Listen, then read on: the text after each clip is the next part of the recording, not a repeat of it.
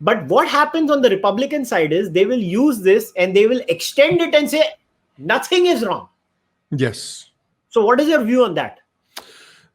That's the problem, because when you say nothing is wrong, then you're essentially ignoring a large part of US history.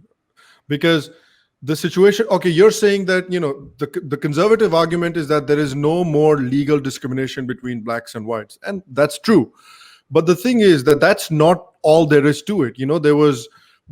Obviously there was slavery, then there was segregation, Jim Crow laws that heavily discriminated against the colored population as opposed to the white population.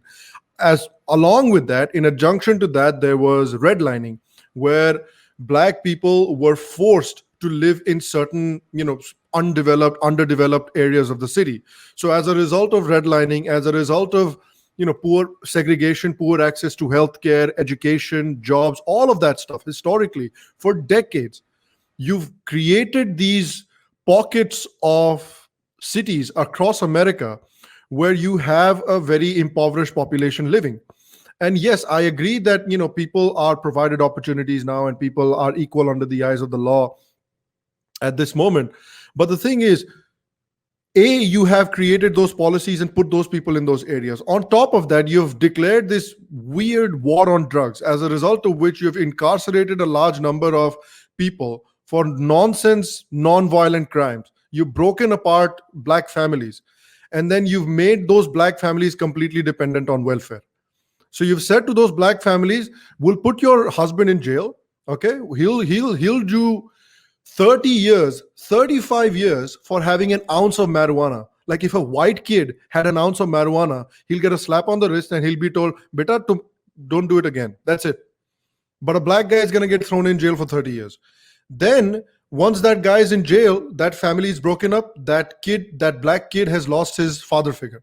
And then you give the mom unemployment and you're like, "Arey, don't worry about it. Just take this unemployment, shut up and don't bother us."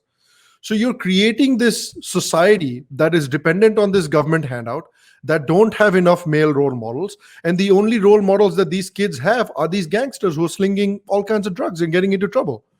So you've created this perfect storm of nonsense where these kids very often, like in southern Chicago, southern St. Louis, they don't have any avenues. They don't know what they're going to do with their lives. And the only role models that they have are these gangsters. So they're caught in this vicious cycle. And if we continue to just say that nothing's wrong, everybody's equal under the eyes of the law, and the black people need to stop complaining, well, that's just completely hiding this massive, issue. I don't know what you think of that. No, that is a very valid point. And to the point of systemic racism, see, studies usually do take these things into consideration, like drug crimes and stuff like that, because I've read these studies, they have taken that into consideration. But still, people have to realize that America is a country where till 1967, interracial marriage was illegal. Yeah. You could not marry a white guy. My dad was alive when segregation was legal in America. My dad was alive. Yes. Yeah. So these people have to consider these realities. I look at it in this way. I see the moral arch of a society expanding all the time. By and large, if somebody was to say that the American state apparatus is systemically racist, I don't think so it is. But individuals can be, and individuals in that state apparatus definitely can be. But what is missing in this entire topic, I think, in the entire outrage, I think the biggest topic is, and let me tell you, I think Heather McDonald's last paragraph in her article, I think that point is not being discussed. I think that is a very important point. So I wanted to literally verbatim quote her. She said, the Minneapolis officers who arrested George Floyd must be held accountable for their excessive use of force and callous indifference to his distress. Police training needs to double down on de-escalation tactics. Yep. That's very important. I think what is happening in America is that they are not training their cops, not only in America. I think this is a problem worldwide. Look at India. Look at how cops, such baat hai. You know it, I know it. Yep. Cop catches you or me, looks at our car, looks at our clothes. Yep. They behave very differently with us. In India, let us look inside. He sees a poor person. How does a cop behave with that poor person in India? They start beating them. They Yeah. start using How dandas many for videos have no you rhyme seen or in these reason. in this lockdown of like cops just beating people because they're outside? Are tell them to go home. Why are you beating them? Yes, I mean that's the whole thing.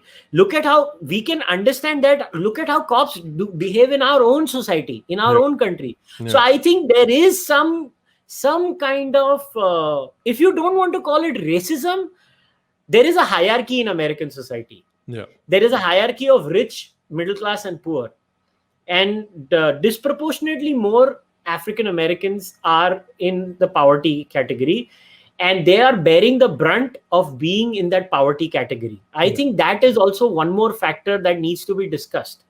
Having said that, to call American society systemically racist, I think is a stretch that I'm not willing to buy. yeah. Are there aspects of systemic racism in American society? Absolutely.